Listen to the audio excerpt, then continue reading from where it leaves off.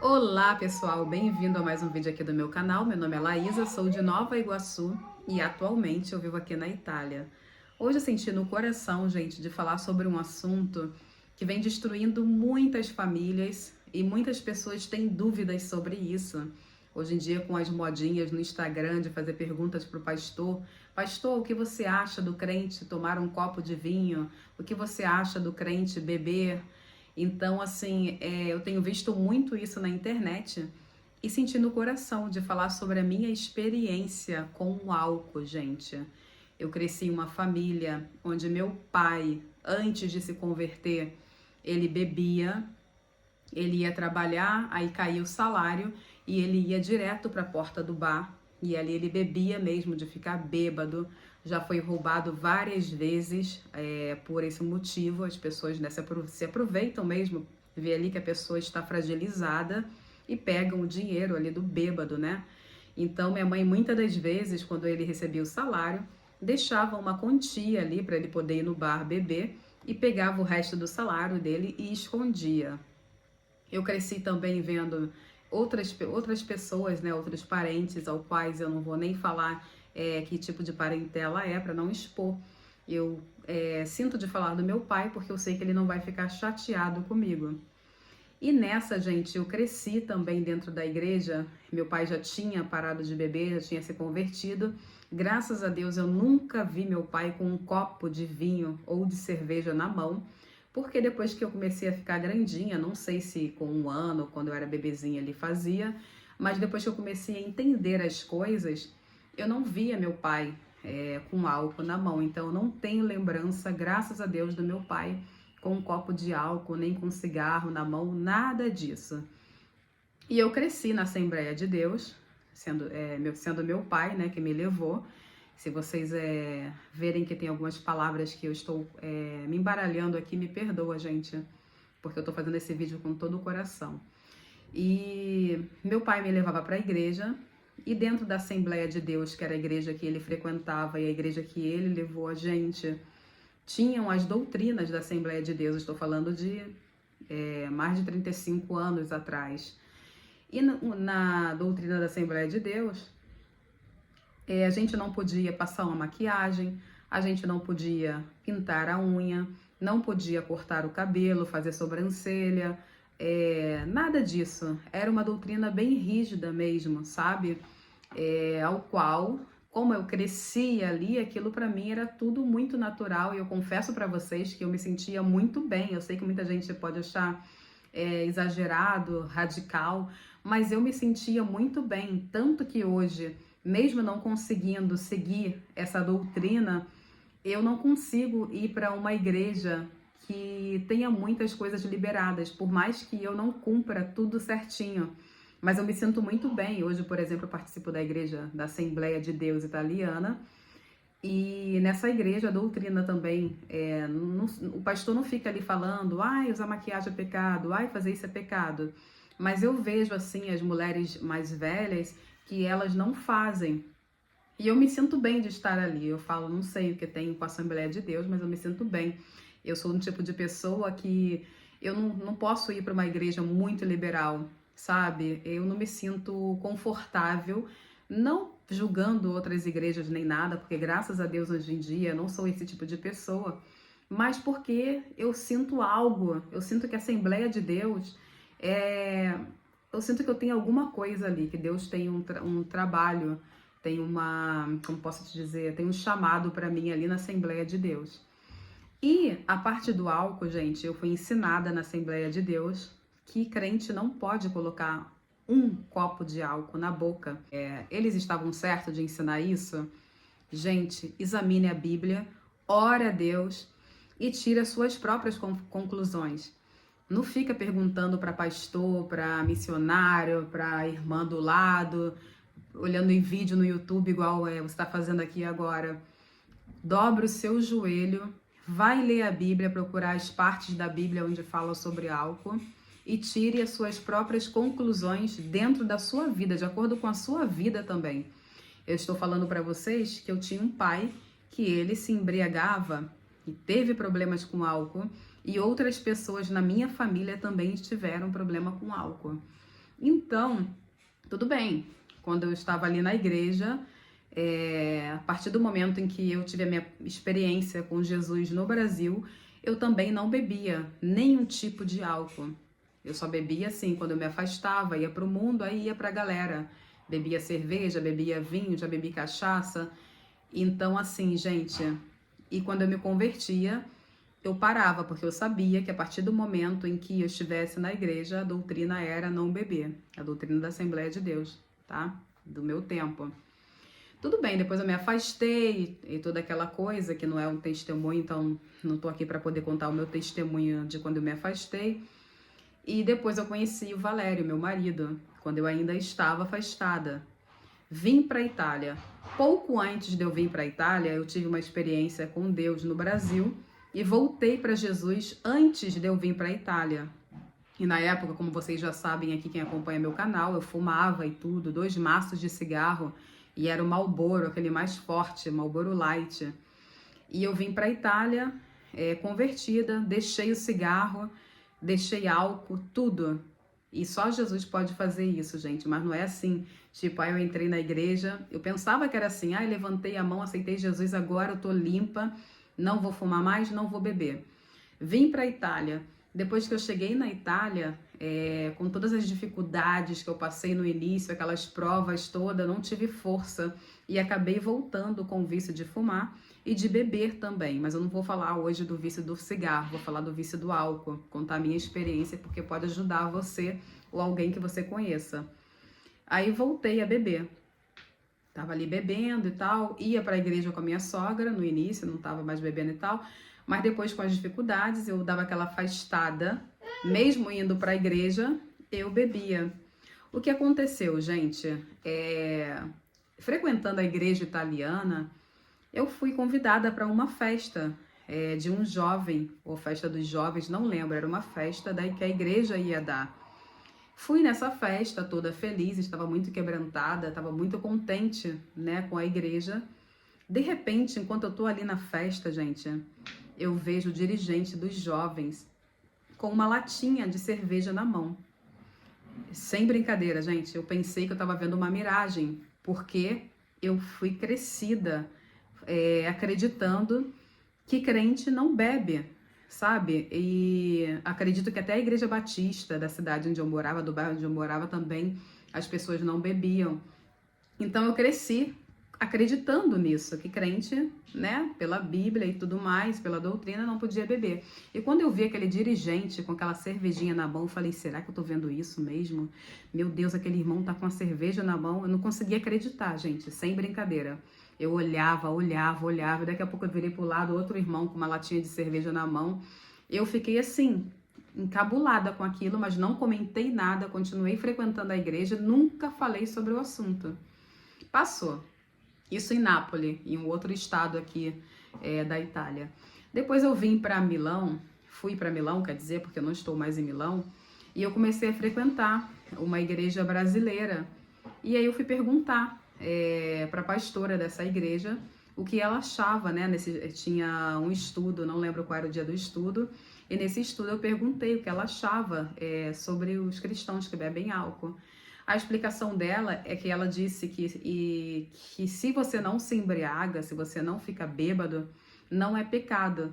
E ela falou assim, olha, você me mostra na Bíblia um versículo que diz que é pecado. Aí eu mostrei e tal, tá falando, aí ela falou, não tá dizendo que não pode beber, tá dizendo que não pode se embriagar, e tem uma parte também que diz que não pode beber antes de entrar na presença de Deus, ou seja, pelo que eu entendi, gente, você vai na igreja hoje, num culto, você não vai beber em casa e depois ir pro culto, ou você vai orar, você não vai beber e depois ajoelhar e orar, foi o que eu entendi na época, tá? Tô falando que eu entendi, porque de repente eu posso ter entendido errado. E mesmo assim, gente, passou. Não bebia, tinha parado, eu, Laísa, né? Porque eu acreditava que quando a gente voltasse para Jesus, não podia beber.